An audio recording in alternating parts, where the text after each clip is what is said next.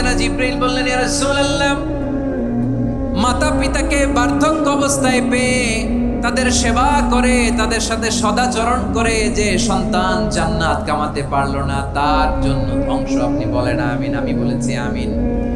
আবার মিম্বারের তৃতীয় ধাপে ঠিক যখনই আমি পা রাখলাম, সাইয়েদনা জিবরাইল বললেন, নবী, রমজান মাস পাওয়ার পরে এই মাসে ইবাদত করে যে ব্যক্তি নিজের গুনাহ মাফ করাতে পারলো না, তার জন্য ধ্বংস আপনি আওয়াজ করে পড়েন আমিন।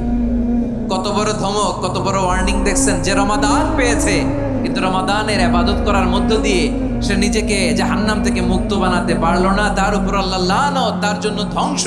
সাইয়েদনা জিবরাইল বলেছেন আমিন, স্বয়ং বিশ্বনবীও বলেছেন আমিন। আওয়াজ করে পড়েন নাউযুবিল্লাহ।